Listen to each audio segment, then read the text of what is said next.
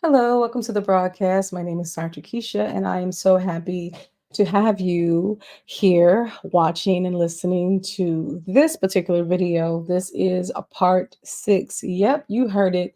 It is part 6. So that means that if you're just now tuning in for the first time, you've missed part 1 through 5. So you need to go into the archives and you need to catch up with us because we have a lot to talk about just from the thumbnail, right? Just from the thumbnail, we know what the conversation is, right? We know what it's about. It's about Sonia Massey's right? Her execution, her unaliving on, police scam, yeah, and we're still talking about it. So much has been revealed since the moment that um, that video went viral, and so we're still literally unpeeling the layers. It seems as if there's a lot going on with this case, and the more that we find out, the more that I'll share because we're vested. We're truly vested, and we should be as a community because the truth of the matter is that if it's not their daughter, their mother, you know what I mean, somebody else's situation, it could definitely be our situation. So I like to think community, right? When considering these things. And I also like to put myself in the place of someone else to say, what would I like for someone to do? If this was me or if this was my children or someone close to me, what would I like for people to do? I would like for people to bring about awareness. All right. That's what I would want people to do. All right. So thank you. Thank you. Let's just take care of some preliminary things, such as like this video, you're going to enjoy the content. I almost guarantee that you're going to enjoy the content. So go ahead and like this video. Feel free to leave a comment. Like, how do you feel right now? How are you feeling right now? When it comes to this topic, are you triggered by this? You should be. To me, if you have any sense of humanity or love for humanity, you should feel the pain of the family, you know what I mean, and the pain of Sonia while she was going through what she was going through. She was terrified, she was very much afraid, and her life was taken senselessly. So you should feel something just learning about this. And last but not least, don't forget to subscribe. I appreciate you for watching. Thank you so much. Thank you so much. So listen, let's go ahead and go into it. This is a reaction video. I'm reacting to it's Kathy's TikTok. Now, we mentioned some of this content before. I don't remember exactly what video we mentioned it. It might have been the first or second video where we said that there's possibly some type of connection with the cop, whether it's like three degrees of separation or something. It's someone that he knows that knew Sonia Massey. We said that before. We mentioned something to the effect of her getting into it with some type of staff member or a nurse or someone that worked at the hospital that she attended, like relatively recent, before the shooting. And so now with this video, I believe that this beautiful woman is going to share with us more information. Now, I have not seen the fullness of this TikTok, so I'm reacting to it. I'm watching it along with you, but it seems as if that there's some type of legs to this story. And I believe the son mentioned it because I think we did preview the press conference with the children and the family and Ben Trump. I mean, Crump. We did, sorry, we did do that as well. And I think even within that, the son revealed some type of connection or something happening prior to the incident. So, again, it seems as if this is framing of some type of motive. And so therefore, you know how it goes with the internet. The internet sleuths are on the case. All right. They are on the job. We are Inspector Gadgets. Listen, we are Sherlock Holmes when it comes to this online investigation work. Okay. And I'm sure that there are some, some research journalists, and there's these other investigative journalists that are also on the case to try to dig and dig and dig and find out if there's actually a connection between the hospital worker and the police officer, and what type of connection do they have, and how does it pertain to Sonia Massey, or if it pertains at all. And so this is becoming really, really interesting. And so I believe this is going to help the case if they find out and discover that there is a connection, and perhaps, the officer, knew a lot more than what he led on in the actual body cam. All right. And so, and again, that's going to hurt his case. And then, there was a mention in this video, because I just, like I said, saw a brief clip of it, maybe like a minute or so. I don't know exactly how long this is, but there was some mention of him acting as if he's the, burglar or prowler or something, outside her home. And if that is the case, then we have to look side eye at the partner. You know what I mean? So let's say if the officer did break the glass of her car. All right. Again, who's going to confirm that? That'll be difficult unless the partner steps up and says, hey, he did do this or whatever. But that part will be hard to prove, to say that he's the one that acted as if he's the prowler or whatever outside her home, so that she can call 911, so that he can come into her home and then unalive her. You know what I mean? So that may be more difficult to prove. But if there can be some type of connection proven between the hospital worker and him, because there were some questions that he did ask her, that it might have been a violation of a HIPAA law. So we'll have to see. But let us go ahead and watch this video. I don't like it when people do a whole bunch of talking prior to the video before watching it, because I just think that it's not good to do. All right, so let's listen, and then I'll react to it, and then we'll go from there. Again, fair use, and I'll be sure to reference it's Kathy and her TikTok page. I'll be sure to leave the link in the description section, because I think that you should cite where your reference comes from when you're at least taking content from other people. I just think that that's only right. You know how many videos I watch on YouTube, and I see, again, let me get off my soapbox, but let me say this part. When you're using someone else's content, right, to make content, make sure that you cite them as a reference. Make sure that you tell them, hey, if you want to see the original in its fullness, or whatever the case may be, hey, go to this link. The link is in the description box. Just be that kind enough to, give them a shout out, right? Feature their channel, give people an opportunity to go follow them too, because that's the least that you can do, because they did the work. And essentially, we're doing less work than they did by just simply reacting to their video. But in terms of the content and them creating the content, I mean, low key, you kind of are taking somebody else's source material or somebody else's material. All right. So the least we can do is to just simply give them credit, and then encourage people to go and follow. I'm going to follow her. I don't know if I'm signed in to my TikTok on my computer, but I'll be sure to follow her, because actually I really have enjoyed some of her content that I did see. She's a no nonsense auntie, and her and I may be around the same age. Who's to say? All right, are you ready? All right, let's go. We know what Grayson did, so we don't need to speak about that. But the first thing he did when he walked up to the door was ask her about her mental health. Well, Grayson has a wife named Isabel. Okay, so let's pause. She was going to complete the thought, which was Isabel is a nurse, and she speaks really fast, so I had to really stop her really quickly.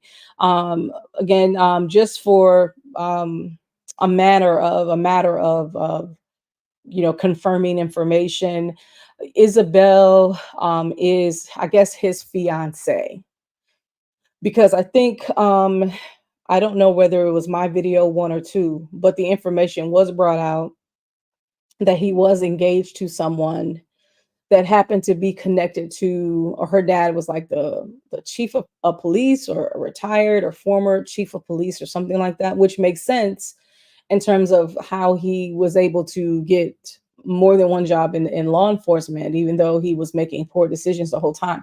Oh yeah, and then there's another. I don't think I did. I don't think I shared this one, but I'll share the other part of it. Let me make a note to self so that I don't forget it.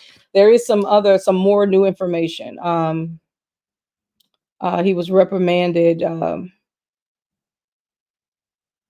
because he wouldn't follow instructions. If I can find that video, I'll do a 2-for-1.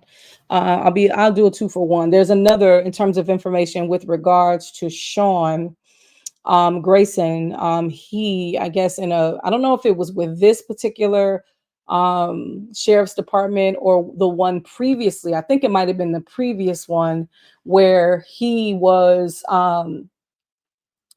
told not to pursue a civilian. I guess it was like a car chase situation, and he was like pursuing after the person. I don't know if the person was speeding or whatever. They broke the law or something. I don't know, allegedly, but he was in a high speed chase, essentially. And I'm gonna try to find that video. He was in a high speed chase, and what ended up happening, I think he was driving over 110 or 20 miles an hour, and he happened to hit a deer.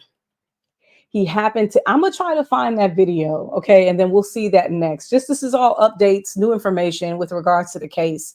All this stuff is going to help because, again, this was stuff that was reported. He was reprimanded because he refused to follow instructions. The instructions that they gave him at the time was to stop chasing, stop pursuing, or something to that nature, but he continued to pursue anyway. And while in pursuit in the cop car, he turned off his lights or something, which was weird. I guess he was just trying to drive fast and creep up to the person, or try to, catch up to the person because they were speeding, because it was a chase. And he fooled around and hit a deer. Okay. So the deer didn't see the light. So the deer probably thought it was safe to cross the street.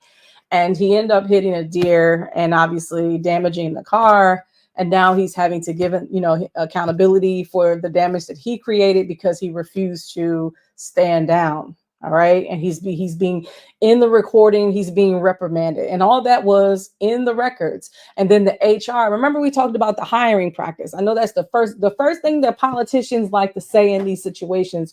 We need more training. No, that's not the issue. No, that's not the issue. No. It's the hiring practices. Are we doing our due diligence? We'll go into that, y'all. We'll go. I'm going off into that stuff. But I just want to say it before I forget, because the HR representative that hired him said that he did not have access. He did not have access to that report. Had he had the access to that report, he would not have hired him. And again, he has some other issues as well. You know what I mean? That paints a different type of character, a person that's just not suitable for law enforcement. You have to have a standard, and so that lends to the hiring practices, that yes, they let her down, they let the citizens down by putting the citizens in danger, because you've hired a menace. You've hired someone that has just refused to comply to authority, but yet he wants to be authority. Does that make sense? And so yes, you should be held accountable, because again, that's why it's important to have a networking system amongst the law enforcement, so that they can all get this type of information about these new hires, that the background checks have to be a little bit more extensive, and they have to at least have a system where they can go to, they can get clearance for it. You know what I mean? Not everybody can get access to it because of HIPAA laws and stuff like that. But if they have a reason, if there's an interview set up or whatever, an application that was put in, and the applicant signed off and said that it was okay to check their background, they should have access to everything, so that the HR or whoever's doing the hiring will be able to make a decision, the best decision for their agency when it comes to hiring. So it's not just the training and stuff like that. And yes, I believe if you're going to respond to mental health related calls, then you do need mental health related training. That's just common sense.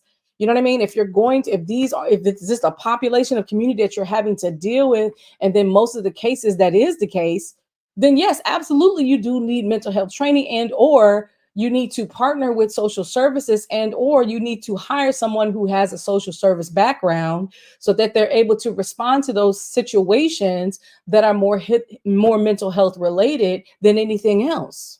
Yes, you should be there as an officer to protect and serve, but if it's mental health related, then you need to have somebody that can appropriately handle the situation that calls for mental health.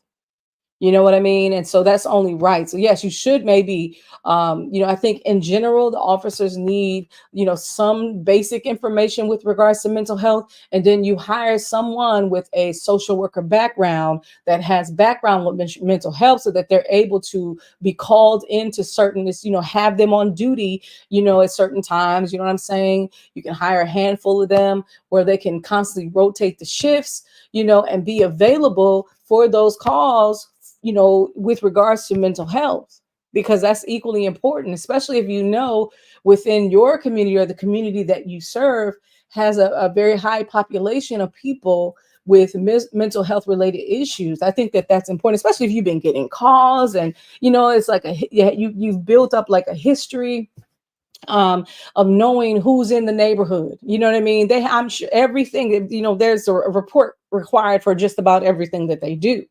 And so yes, that's why they had certain codes. Remember, towards the end of that video, they were saying, is this code 200 or so whatever? They have all these codes on, for a reason. And so when they said that there was a code related to her residence, that this was a person that struggled with mental health related issues, so they already had it in their system. You know what I mean? So stuff like that.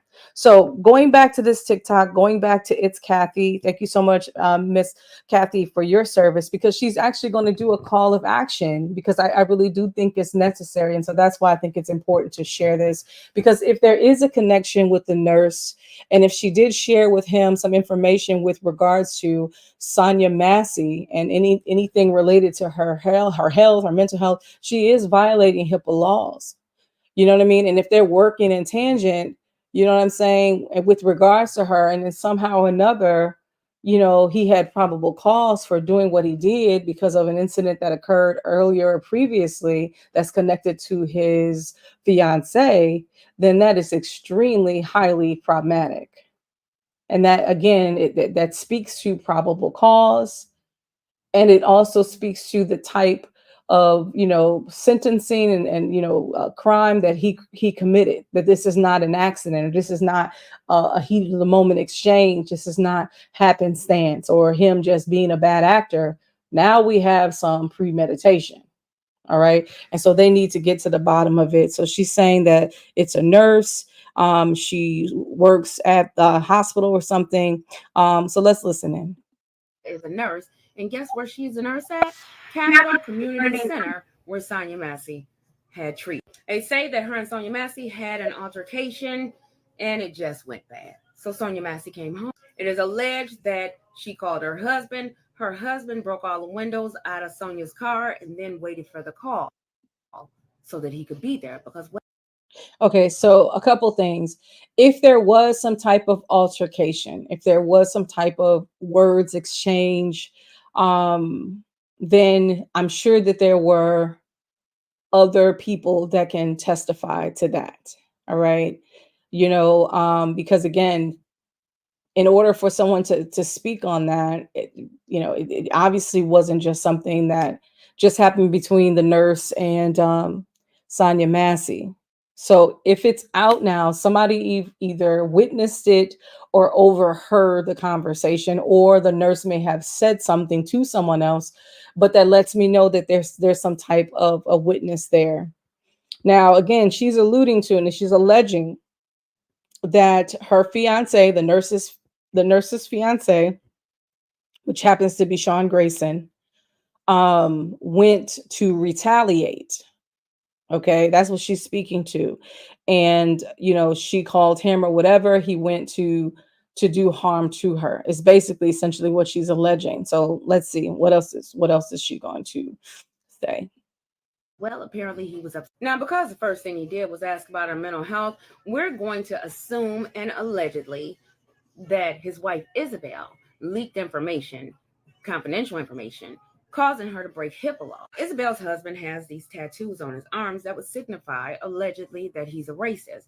So I can't see her being any different. See, a racist nurse is to us as Black women what the police is to a Black man. So when you have a police officer that's racist who's married to a nurse that's racist. Okay, so here she's providing some information. Okay, so she's alleging that the nurse that Sonny Massey had an altercation with at the hospital relatively around the same time, or let's say earlier in the day or the day before, whenever, that somehow again the nurse is connected to Sean Grayson. Sean Grayson obviously was the one that executed her, you know what I mean? And so there's some type of premeditation there.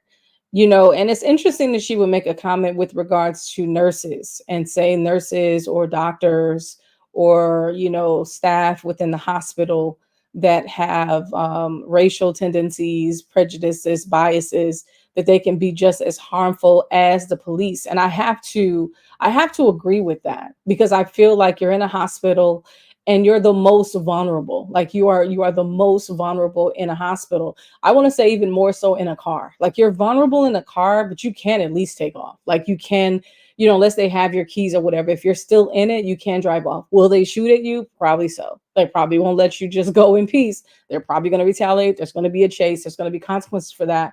But if you can imagine going into a hospital and you are like legitimately sick, okay, and so you don't have the strength to fight, you don't have the knowledge, with regards to like the medicine that may be administered to you, the doses that they're giving you. They may be giving you something that you're allergic to.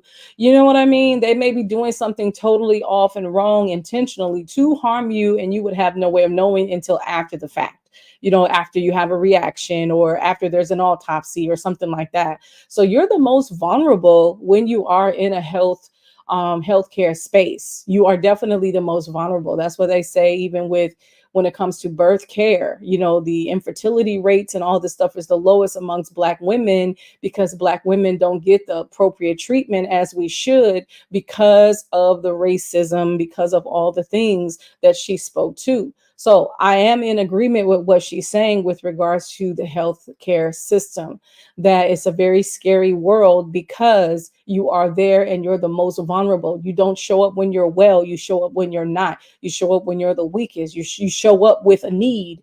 And if you're not handled appropriately, it can cost you your life. All right. It can cost you your life. And they can be intentional about taking your life, especially if they have racist tendencies or prejudices or biases against you for absolutely no reason. So if they were working in tandem, if they were working together with regards to this, oh my gosh, please, by all means, look into this. Now, she provides some information, which is a division of professional regulation. She provides the link as well as the phone number. Racist, allegedly. Well, that's a racist power couple. He works from the streets, she works in the medical field. A racist nurse does things like fudge your high blood pressure and say it's not high, and then you go home and a racist nurse will fudge your blood pressure and then tell the people in the files that you are a drug seeker, you are a frequent flyer. She will not control your pain. She is very, very dangerous to us. Well, So, like I said, she's making some really great points. The fudging, right? The literally lying on your charts, making up information, to sabotage your health, to again, so that again you can potentially be harmed. So all those things. That's why moving, and when it comes to healthcare, whether it comes to law enforcement, when it comes to teachers, and all these systems, especially systems of service, when you're serving a community, integrity is everything. Values and morals, they're everything. Um, and so if we can't trust you to just do your job, like that's something. That is something.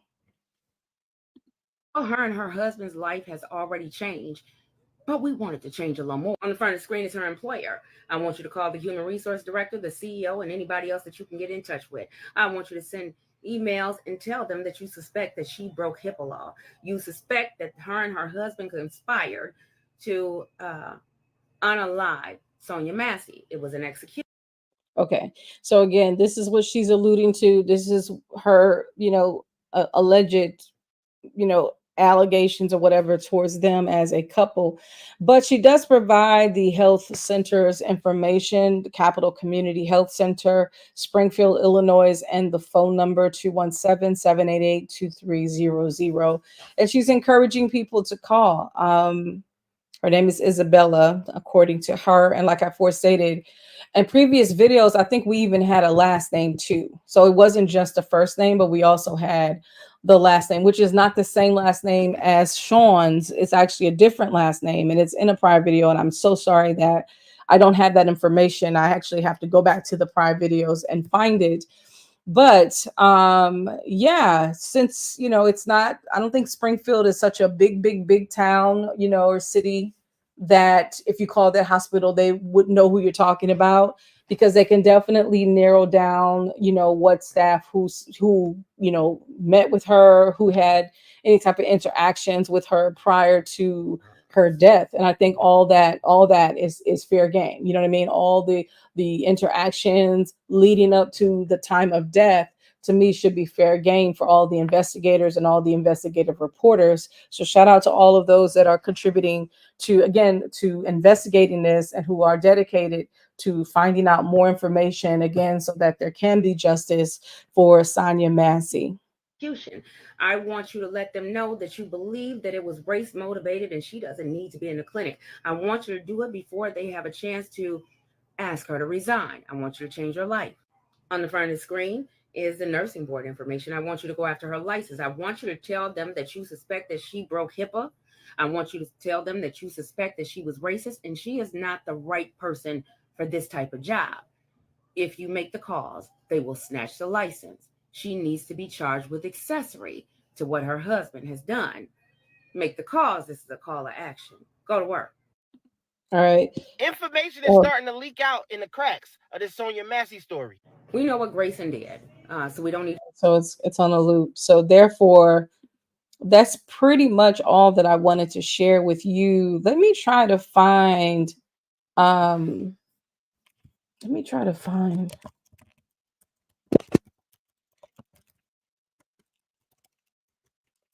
his prior police let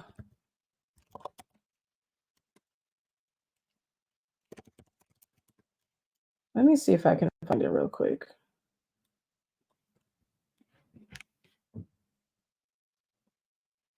Hold on a minute. Let me just make sure.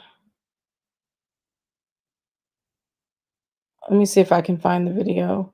Like I said, it was like a chase and he hit a deer. Let me see if this is the same video. Hold on, y'all.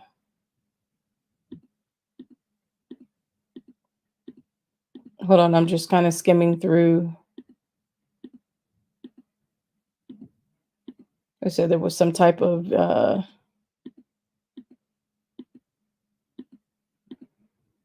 he had some disciplinary issues, like I said, with a previous police precinct. Hold on, let me see.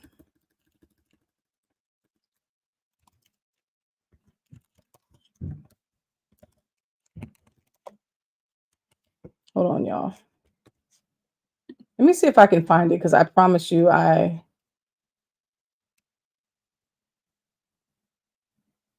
All right, I think I found it.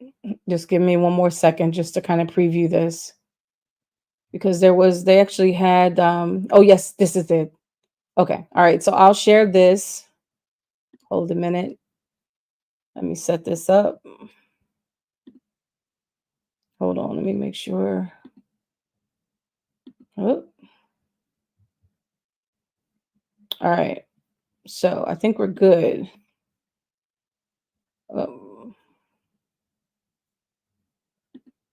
All right, I'm just having some trouble here. Let me just try to, oops, ooh, there it is. Hold on, y'all. Let me rewind this back a little bit. Hold on a minute. Hold on. This thing is going so fast, it won't let me.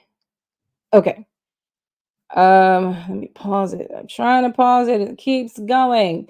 But shout out to the 5 is on your side I-team. This is KSD. Hold on, y'all. Let me just try my best. I'm trying my best to stop this, and this is like keeps going and going and going. There's some crazy delay over here. I don't know what it is, but nevertheless, we got it. All right, I found it. All right, so let's listen in, and we'll respond to it. This is what I was talking about a little earlier. That years before Sheriff's Deputy Sean Grayson shot Sonia Massey to death at her home, he had a series of red flags, warning signs that did not stop him from getting hired by 6 Illinois agencies in 4 years. This is the moment Grayson hit a deer while working at the Logan County Sheriff's Office. Well, my car's out of service, airbags deployed. It happened when he failed to slow down despite his boss calling off a vehicle pursuit. He was driving around 110 miles an hour. It's a dumb mistake. Disciplinary paperwork and recordings obtained by the I-Team Official misconduct will land you in jail. revealed Grayson had a pattern of problems, from inaccurate reports I'm calling you on your integrity. to simply not following directions. It will get you sued, and it will get you out of your business of law enforcement very quickly in today's world. His earlier bosses had expressed concerns Grayson was too aggressive. All right, so here, yeah, this is the video. All right, so this is an excellent video of the disciplinary issues that he had in the past. And that's why I say that there is a humongous problem with hiring practices. You know, the HR rep, I don't know if it's in this video or the other video that I saw, said that he had absolutely no knowledge of this. He had no knowledge of his background. So if you mean to tell me there's actually documents written of disciplinary issues, but yet you didn't have access to this, or you had no way of confirming or doing a thorough background. So why wasn't it, why wasn't this information made available? You know what I'm saying? This is where the ball gets dropped. It's the hiring. If you can hire somebody despite of, or we're going to just ignore certain things, or we're not going to do our due diligence and just trust because they're the complexion for the protection, that they're going to do the job that they're hired to do, that's a humongous red flag. That is just wrong to even think that way. You have to do your due diligence, and it doesn't matter like how they show up. It doesn't matter what they look like. You have to do your due diligence. So it's just sad to know that there were all these red flags leading up to it. Let me put on my glasses so that I can read this report of some of the things that were written concerning him, talking about aggressive. We had that highlighted at the top. He's a bragger. He's done cell phone warrants, vehicle warrants, not great with evidence, left items laying around. It says here, writes no and then punishment. Very repetitive when talked to about concerns. Very eager for training. Wants to be a canine, so he wants a dog too. Lord have mercy. And then it says traffic stop. 89 cases since 7/29. Oh, I wonder what that means. 89 cases. Lord have mercy. Aggressive and a bragger. Yet he stayed on the job. How are you still employed by us? I don't know. Grayson finally submitted this letter of resignation from the Logan County Sheriff's Office. A month later, he joined the Sangamon County Sheriff's Office. So that was the previous sheriff's office that he experienced the disciplination because of all the complaints and all the things that they were doing. And he's like, and just like he said earlier, like, if you continue doing this, you're not going to have a job. He shouldn't have had a job in the first place, truth be told. And about 1 year later, he was charged in the shooting death of Sonia A Massey. year later. We also know that Grayson was kicked out of the Army for his first of 2 drunken driving convictions. The I-Team is fighting for answers about what's being done to prevent officers with warning signs from slipping through the cracks. Police sources tell us the dire need for officers doesn't help. For the I-Team, Paula Vassan. Well, like, here's the thing. You have to put systems in place, right? You have to put systems in place.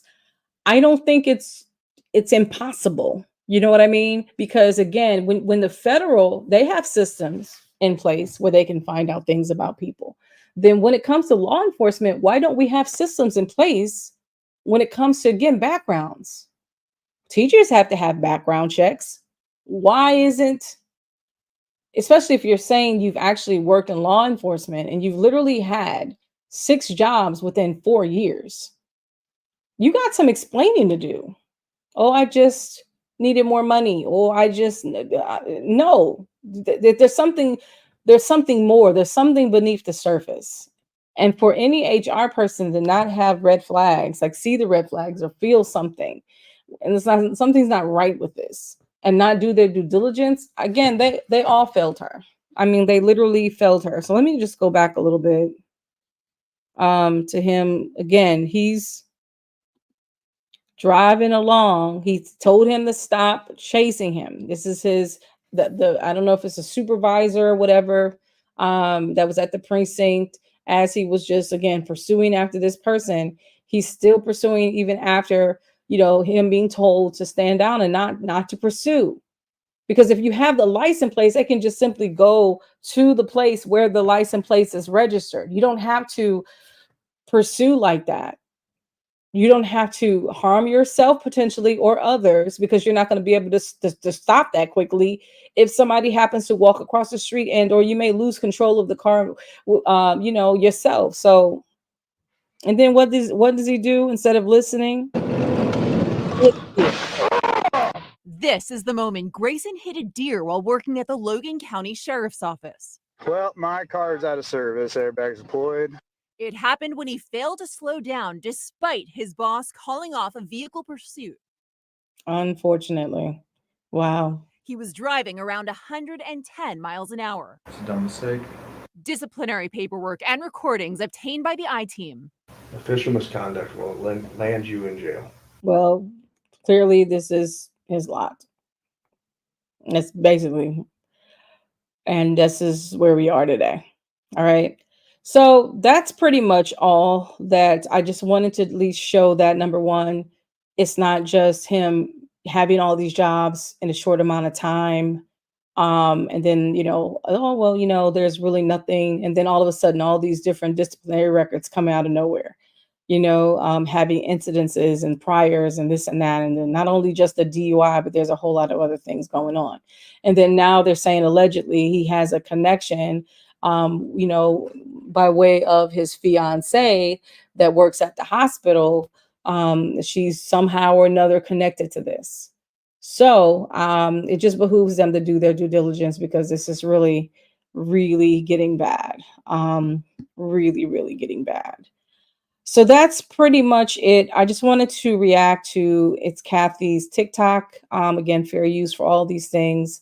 So shout out to her, and then also shout out to the the KSDK News for sharing this information as well. I'll be sure to put that information as well in the bio as a reference, because again, they're bringing, I guess, more information. They're discovering more information with regards to his background, and all of those things are important. Again, thank you kindly for tuning in, and thank you for supporting in the way that you do. Just want to encourage you to make sure that you like this video. Feel free to leave a comment and or subscribe. Until next time, God bless you, and goodbye.